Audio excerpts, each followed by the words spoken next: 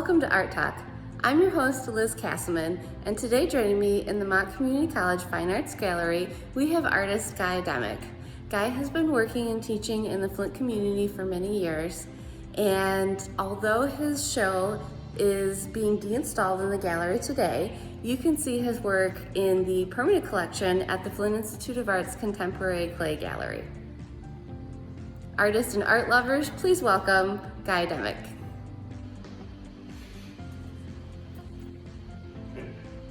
Okay. I grew up I was born in Oak Park, Illinois. I grew up in Franklin Park, Illinois, which is a near northwest suburb of Chicago, right near O'Hare Airport. Franklin Park was notable. At that point in time, it was the most industrial town in the United States for its size. So a bunch of little factories and an airport right next to it. I tell people, the airport must have influenced me in some way, because as I grew up, at 4 o'clock in the morning, jets started flying over the house. And every 20 seconds, a jet went over the house so loud, you couldn't hear anything. It started at 4 in the morning and went till midnight, so you had 4 hours off. And I grew up with that series of jets flying over, low enough that I could see the people in the windows. That's got to change you some way. As I moved in my lifetime, it's always been toward peace and quiet. Maybe that has something to do with it. I started making pottery. Actually, I started college as a chemistry major, pre-med. I think I'm going to be a doctor. I was playing music with a friend of mine, and he was making pottery. And so I went to the pottery studio, to the art studio, to see this happen. He said, try it. I tried it. And I've been making pots ever since. And that was way back in 1970. I remember going home telling my parents that I'm going to be a potter instead of a doctor, and that was kind of a shock to them. My brother is a surgical pathologist. My sister is a painter though, so I was influenced by both. I think both of them had a strong influence on me. My dad was a tool designer. One thing I learned from him is, well, we fixed everything, first of all. He was a very handy person. We didn't have a lot of money, so we fixed everything ourselves.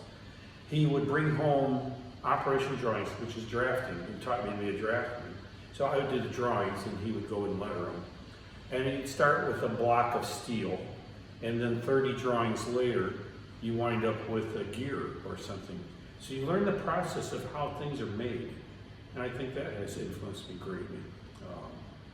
My mom, although she had experience in retail management, when she had kids, then she stayed home. She was a stay-at-home mom because it's the 1950s and that's what women did. I think in today's environment, she would be would have been a whole different person. She'd have opportunity. So I look at that. But she was a very organized, very efficient person. And I think I got some of that from her, a hard worker. Sure. I started college in Knox College, Galesburg, Illinois. My first clay instructor there was Henry Joe, and he was a Korean man. He taught philosophy as much as technique, but it was all oriented toward functional, hand-thrown functional pottery. And I still am very tied to the vessel format and still do a whole line of functional pottery. I enjoy making functional things because they're very intimate. People use them, they handle them, you wash dishes, you feel the pot, you look at it, you use your cup, wrap your hands around it. I really enjoy the fact that you can make things that people use and enjoy. When you master a technique like that, then you start experimenting to do more with it. It's about this point in time where I applied to graduate school. In the summers, I had been going to the Art Institute of Chicago. I think although I never got a degree from there, I took a lot of classes and was exposed to a much bigger pond of potters. There was a graduate program functioning there. You saw people doing things that I had never seen anyone do in clay before. And you think you're good until you go into a bigger school like that. It's like, wow, there's some people who are really good. So that was enlightening. and a really good experience. I applied to different schools. I got into Cranbrook Academy of Art, which is considered one of the best schools in clay, and that was a great experience. The entire department had 15 people, and, you know, and so it's intimate, one-on-one people. You're there, almost everyone that was working in the department worked professionally for many years before they even attempted to go to grad school. So you were not expected to know technique. You were expected to know that already. They didn't teach technique. You're there for other reasons. And you're interacting with a bunch of professional artists, so it was a great experience. Richard DeVore was my instructor there, and although Richard knew, I mean, he was like an encyclopedia. You could ask him a question, he'd have the answers, but I remember coming in there, here's all the kilns, you can do anything you want, there's all the materials, come back in 3 weeks, we'll have a critique. Let's see what you can do with it. It's like, so now you're on the spot. And at this point in time, I had investigated raku. We built a raku kiln in college. And I was making pots that weren't functional in the sense that the utilitarian were. So I was making thick pots, and then stretching the definitions, but still a vessel format. So that's where Cranbrook started. And I continued to investigate that. I'd like to probably move over to the first pot here. Sure. It's a raku pot. Raku is a process where you put things in a kiln, this one up here, and you pull them out when they're red hot. So they're not functional in the sense because they're still porous. So again, stretching definition, I was doing thick pots. Instead, you can only make clay so thick. These pots are hollow, but they're still heavy. So in order to fire these, we had to put on a complete fire suit, climb into the kiln and pull them out while they're glowing. So part of this process is really exciting. You know, so there's that energy there with process and everything. But I like the way these look because they're massive. It evolved into doing pots like this. I started using, I needed a kiln to fire things in. I used a salt kiln to do bisquing in. Got all this vaporous qualities from the vapor glazing of salt, even at a lower temperature, which wasn't expected. And I took that to another level of doing it intentionally, started mixing salt and other soluble salts into the clay, burying the pots in wood ash. I like this idea, it's still a vessel, it's timeless, it looks like it's 2,000 years old, but it's contemporary at the same time. So then it's a balance in time. Where do you place it in time? There's really no shapes like this in pottery history, not exactly, there's similarities. Also at this point in time, I was living in Arizona, and the landscape in Arizona certainly influenced me. Sandstone, rocks. I was also spending a lot of time in the Rocky Mountains and Canadian Rockies, climbing mountains and looking at rock surfaces. I've always approached the glazing, or at about this point in time, starting to learn glazes. Any surface that I see in nature, I should be able to duplicate on a certain surface of the pot. So that's a challenge. So then I started doing more investigation into glaze chemistry. Pots like this evolved into, this is 1960s, 1970s, a rebellious time in our society. I think part of this is rebellion. Let's try and do everything in clay that people told you shouldn't do. You know, I think some of that. I started burning out voids. I like the patterns. I like the way the light shines through this. The layering. Again, they're fired in, some of these are fired in a wood kiln. So you've got fly ash on them, you're burying them in ashes, rags soaked in different soluble salts, doing things, again, that people said you couldn't do. These pots here, this evolved into, about this point in time, I believe they launched the Hubble telescope. So I started looking at these pictures of outer space, of nebula, and I started mixing aggregates into the clay to get the speckling. I have patterns floating in here. You can see there's different colors of clay in here, and they're fired in a wood kiln. There's patterns that float again, pots like this one here. Again, it's patterns floating in space. So if you see here, there's Morse code, there's dots and dashes on here. Messages in space. I like this whole idea of the cosmos. We're becoming much more aware of the universe and our place in it, how infinitesimally small we are compared to the universe. These are hollow constructions, and they're fired to about cone 1 for those potters involved with this, 2,000 degrees. And everything, no glazes. I eliminated all the glazes. Everything's coming out of the clay. Wow. So I just stopped glazing and doing it with clay bodies. And master's thesis at Cranbrook was investigating clay bodies. That's great. Okay, this moved on. Started experimenting with glazes. I started using glazes, but I didn't want your traditional shiny glaze. So again, now these were made solid and then carved away. The bigger ones, all this has to be carved out from the reverse side too, so the clay isn't very thick. And it's just fun. I don't know, these get ideas. I've always been really fascinated with the shape that looks kind of like an apostrophe. What's an apostrophe? It's like a pause in time when you're writing. A beat, Yeah. if you will. Yeah, it's like, I do play music. I'm aware of notes and stuff like that. So. I got into these crackle glazes, these glazes that shrink. They're magnesium carbonate glazes that shrink. And I just like the way they look. Again, it's taking clay to another direction, see what you can do with surfaces. And I look at lichen on trees and stuff like that. You look at the patterns and the surfaces. And it's just fun. It should be fun. You know, in the kiln and look at this. Taking it to the extreme, we're taking crackle glazes and layering them.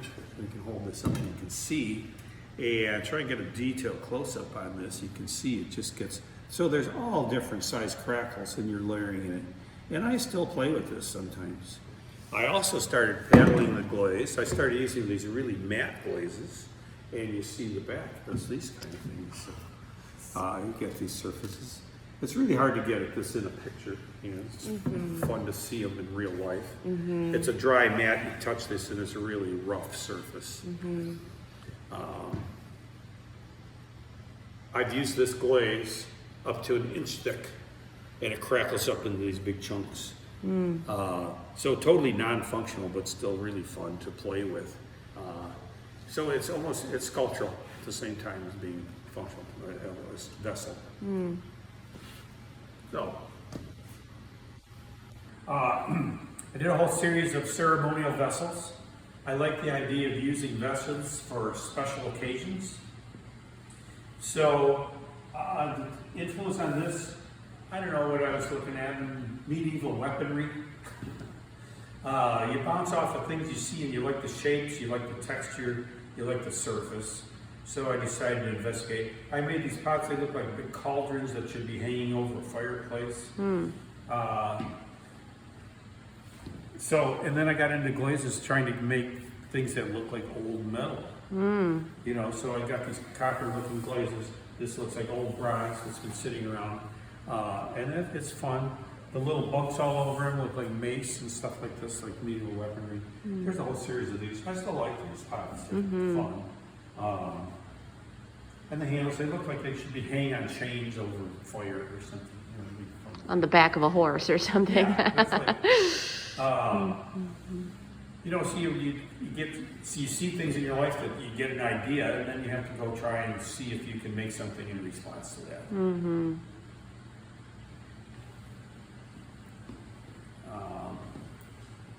going to start, let's see. I guess we can talk. The whole series, these are in between there. There's a whole series of those. I don't know really where that came from. It's like, we'll talk about these. Okay, so this, at this point in time, I started looking through a book, one book called Indigenous African Architecture. And basically looking at the pictures of these buildings that people were living in. Now this is mostly West Africa, Senegal, Mali. And these people, the reason I was interested in it, because these people were living in houses houses that were made out of clay. And you're looking at the design of their little houses. And basically we build them, it's just natural clay out of the landscape. They're living in giant coil pots is what they were doing. They're just adding layers on there. They also use the clay to make all their granaries for their food storage. And they had been doing this for literally thousands of years. We call these people primitive. I look at them and they're beautiful. Some of these houses, they didn't just build a round house like a coil pot. They made them look like little castles. So they're ornate. The clay on the inside is packed as smooth as our linoleum. They have wooden furniture inside there. They also have, in the corner of almost every house, is a little jar called spirit jar. And they believe that all their ancestor spirits reside in that jar. And someday their spirits are going to be in that jar. And someday their children's spirits are going to be in that jar. Every day they get up and they see that. They're aware that they're part of a continuum. They're just a little blip in time of a continuous thing that's been happening for years. I think in our society today we've lost a lot of that. We're not aware of our past and our future. We're thinking of the moment. And that brings a lot of the problems we're having today. If we thought more about the next generation in the future and what they're going to have to deal with, we would be a little more conscientious about how we're treating the earth. We call these people primitive. They've been living in harmony with their environment for thousands of years. We come in, and in the last 100 years, pretty much destroy it. So, who's primitive, you know? So those are things I think about today. I'm much more conscious of that. Wasn't always. So I made series, started making, I like my interpretation of spirit jars. And they go anything from these rims on them. I've always made pots with rims. But they're containing these spirits. Some of them are larger. Some of them are just these little ones. And I've had people, we've explained it in shows, had these in shows, and people have actually hired me to make a spirit jar for their pet. And I like the idea. There's nothing in there, but it's your imagination that's keeping that in there. So I like the whole idea that the vessel doesn't really have to contain anything. You can imagine what's in there. It's just as significant. Yeah. I look at pots like this. This is an older series. I did a whole lot of these. Some of these were up to 4 feet tall. It's about the silhouette. I like to tell students, you know, if you were in a college class, we'd make you do drawing for a couple semesters, 2D design, 3D design. Looking at a pot, you look at the bottom, your eye travels up. It's just like drawing. So again, it's a silhouette against the wall, looking at these lines. I really like the way these wings come out. You know, science fiction, certainly I read a lot of science fiction. It certainly influenced me, these shapes. It's fun. And then at this point in time, I found these really highly alkaline glazes that have copper in them and do these glazes that look like they emit light. So they kind of glow.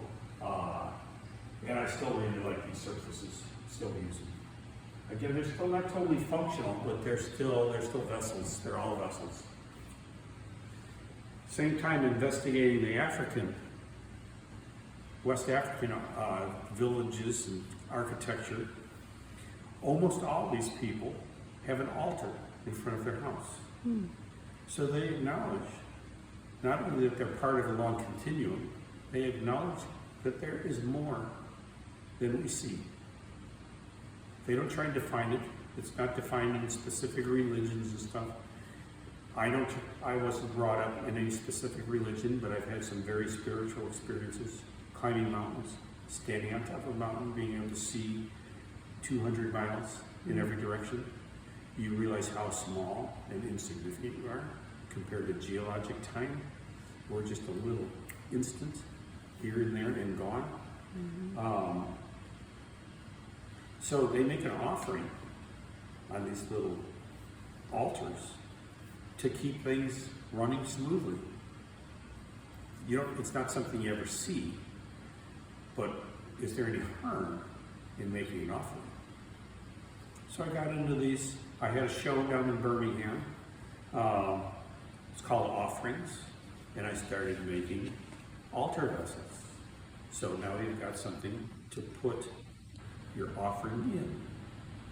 It started out with these small porcelain pieces. I was using my super crackle glaze, but then I wanted them to be more significant. So I was making them crackle. It doesn't show up. I don't have any really good examples anymore. I've sold them all. Crackling into calligraphy. You can see the A shape there. You see the little round shape here. So again, I had messages in here that are hidden. And it was to make the space more precious on the inside. The calligraphy came from Philadelphia Museum of Art. They've got these walls of ancient Chinese calligraphies, really nice symbols. I just like the shapes of them. Those evolved into bottle shapes, which I can still, so you can keep something in this little bottle shape, just like your spirit jar, or put your offering in. So these could be spirit jars. They kind of started blending together. The double wing thing, so you get, again, the silhouette, the shapes of these things. Paddling the texture into the surfaces with the highly alkaline glaze. So all these things I've been doing in the past are coming together into one piece. They're fun. I like them red on the bottom because then if they're lit properly, you can see how they reflect the light underneath them. And they look like they're hovering in time and space. That's what I learned about. They want to be hovering in time and space. Almost all of them are round on the bottom, so they balance. If air moves by, a lot of times they'll move on their own. I like the idea that they're kinetic. So there's an interaction in some ways. You can see what the glazes do on this. If you walk, I don't know if you can get that on camera, if you walk to certain areas from right here with the white, excuse me, there's little shiny speckles that shine. Can you see the shine? Maybe you move it. Yeah. Okay, so I like pieces that have mysteries in them. I don't care for pieces that you buy, you set it down, it's very obvious. You see everything that's there. In 1 week, you've seen it all. You get tired of it. I like to build mysteries into the piece. You're never going to see it all. Some people will never see all the mysteries. The old crusty pieces that I had there, I would mix silica sand into the clay body and then fire them. The silica sand attracts the sodium that was in the clay body and makes a little, it gets shiny where the silica sand is. Okay, so there's little sparkles in there. Then I would fume the kiln when it's cooling off at about, put strontium chloride on a little metal thing and push it in the kiln. When it's cooling, it all smokes. The strontium settles on those little shiny dots and actually makes a mother of pearl rainbow on each little tiny dot. Now these are like the size of a pinhead. So your pot is sitting in the sun and the sun hits it at the perfect angle. Just one time, maybe you never see it. And there's a rainbow on the side of your pot. So those things are built into there and you may never sell it, but I like there's mysteries that you might discover someday. So it's a surprise, you know. The altar vessels started with lids on them. I was making containers with lids. And then they eventually evolved to the ones that are just open. These lids here, this is a crystalline glaze. I started experimenting with things that could be done. What else can I do to the surface of these to make that space on the interior more precious? So, crystal glazes, highly technical process. It's fun to do. A lot of people say it's the hardest thing. With computer control, kiln say it's easier than it used to be. But still, you can do the whole process and you got no crystals. So, I mean, that's just something you have to play with. As I was telling students earlier, and I tell my students frequently, you have to be willing to risk it all to get anything that's exceptional. I mean, you don't know that it's going to work, and you might ruin the pot, but when it does work, cool. That's why we do it. Mm-hmm. The textures in these pieces are done with a paddle while it's turning on the wheel. I'm throwing the disc, so it's thrown really thin. They have to be flat or it doesn't work. And at the wheel's turning, and I take pieces of wood, and they're different shapes on the end, and I just hit it. So it's, again, very low tech. And I like it's the mark of my hand. And I tell students, it's a handmade piece. The mark of your hand is a good thing. Mm-hmm. You see something about the person who made it. Mm-hmm. I did a series of these little vessels. And this is just a little, again, I don't have many of these left. They're gone. Just taking strips of clay. So it's almost two-dimensional and three-dimensional at the same time. You just got lines, and you're intersecting these lines and creating a vessel. Mm-hmm. Some of them I leave spaces on the inside so they're still contained, and they actually had loose pieces in there, little shapes, and it returns to that apostrophe shape. There's certain shapes that I just like to sculpt, and I put them in there, and they were loose, they'd rattle around, but you couldn't get them out. Again, it's just a little mystery thing. It's like, what's that in there? Mm-hmm. All through the time I've investigated everything else, I've continued my heritage from my original instructor, Henry Joe, the Korean potter, and made functional pots. And so you take the functional pots, you master the technique, but then there's never an end in experimenting with glazes. That's just a constant experiment, and you keep learning. I teach glaze chemistry over at the Flint Institute of Art, and students have come up with new glazes. And how much fun is that? You teach people, and they get to name their glaze. So by layering glazes, little functional jars, again, we're kind of stretching the idea of the altar vessel and making a precious space in there, but it's just a covered jar. Why does the lid have to be just the same? It can be a different proportion than your normal pot. Just a simple bowl with cool glazes on the edge. Bottles, some of this is low tech, we're spraying glazes. I wrap it with rope and get the designs on the outside, spraying glazes. Technology has changed what I can do as a potter. In the last 15, 20 years, reds in these bright colors used to be very difficult to get. Today, through nanotechnology, we take the cadmium atom that makes red and we surround it with a sphere of zirconium, and now it floats in the melt of the glaze and doesn't volatilize, so I can get any temperature, any color at any temperature today. So technology, as we evolve, changes what I can do. So it's opened up whole new areas, which makes it more fun. There's always something new to try. Sure. And that doesn't stop. Let's move to the next. So just functional bowls. You know, I like things that people can take home and use. So it's just a stoneware bowl, totally food safe. You take the idea of a cup, doesn't have to be a straight cup, and I make a lot of cups for other people. The cup is one of the most intimate things you can make for someone, because they're gonna drink out of it, hold it up their mouth, they're gonna wrap their hands around it. And I like the idea, it doesn't just have to be your standard old cup. You can do things with cups, you can do variations on handles. Again, brighter colors. In the old days, you could never do high-fire stoneware and get those kind of colors. Cutting stencils. I used to cut all these stencils by hand with an X-Acto knife and contact paper or cardboard. Today, technology again has increased what we can do, so we laser cut it. We put them on a laser. Any computer design that can draw, we can cut with a laser. So it gets better and better. Functional pots like this, just planters.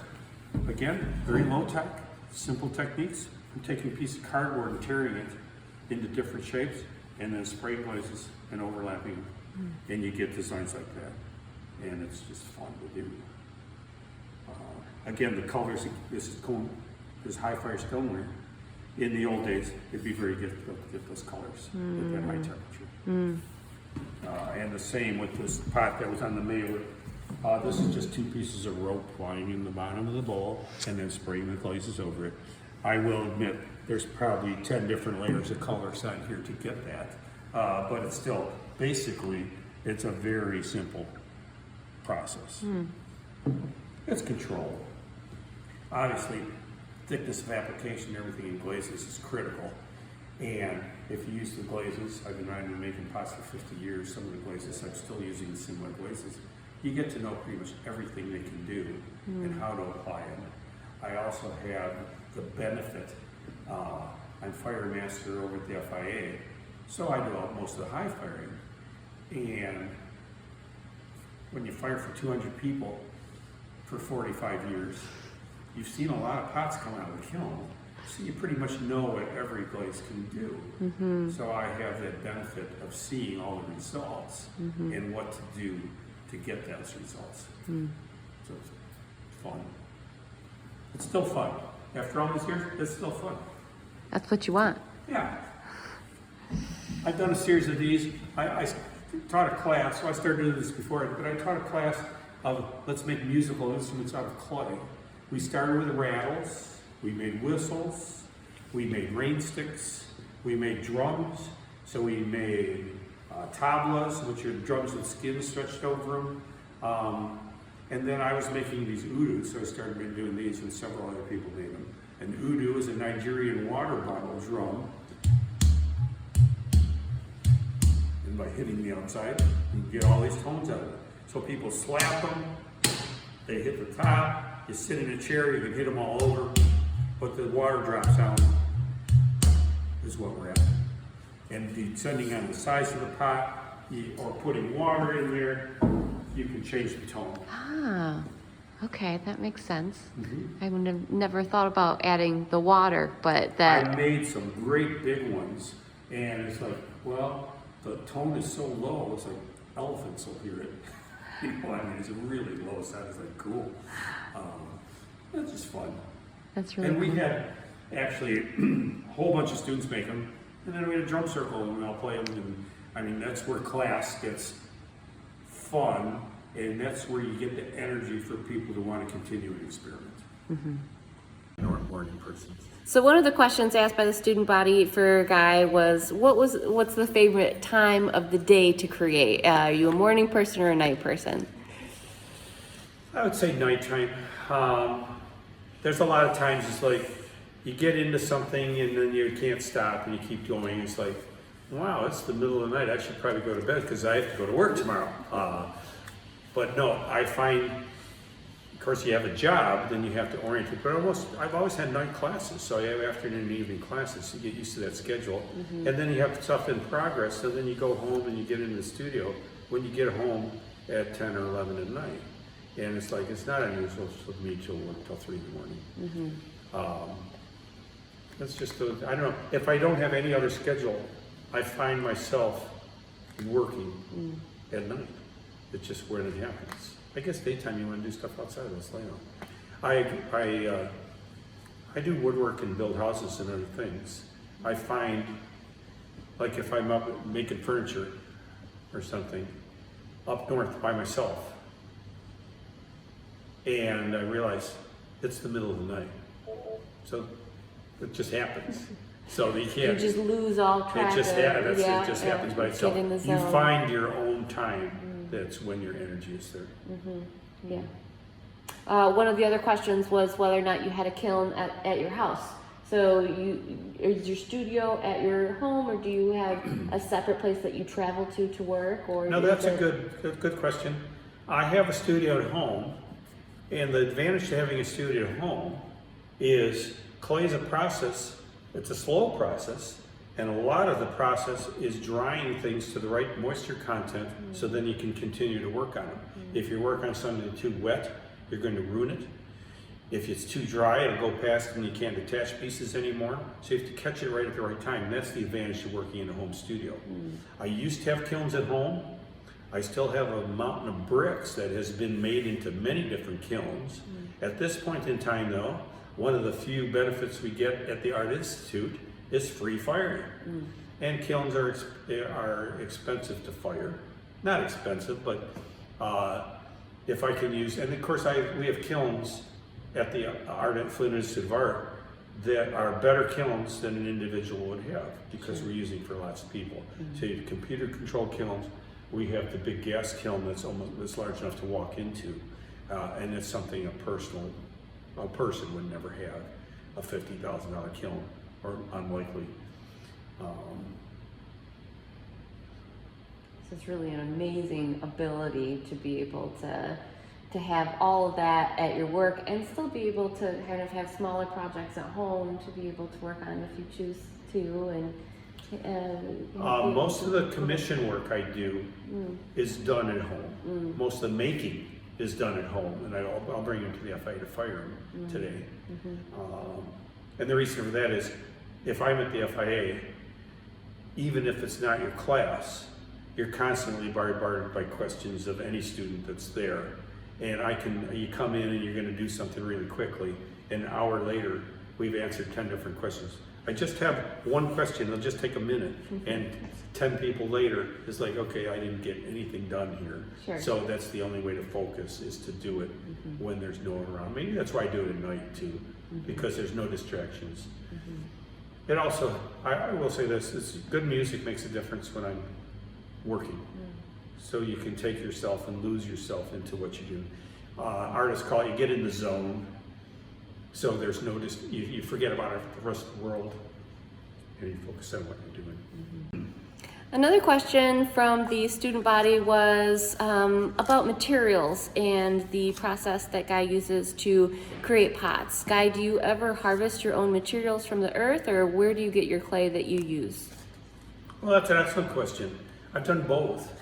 Most of the stuff we use, like in a school situation, we're not using clay in the sense that it's clay from the ground. We use a clay body, which means we're taking clay that's been mined in many different locations and then blending that together to make a workable stoneware or porcelain or terracotta body for whatever we're going to use it for. So we can adjust the body for certain things.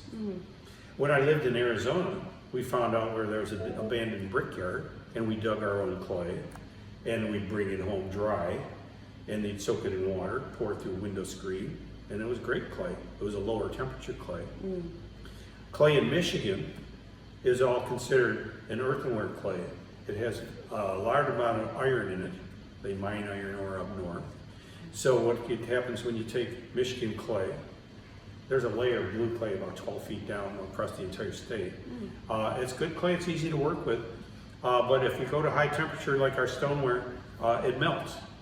So what we've done with that clay is we use it as a slip, so we make it into a liquid form, we paint it on our stoneware, and you high fire it, and it turns into a black, depending on what it is, either black or dark green glaze. So you can actually make glazes out of our clay.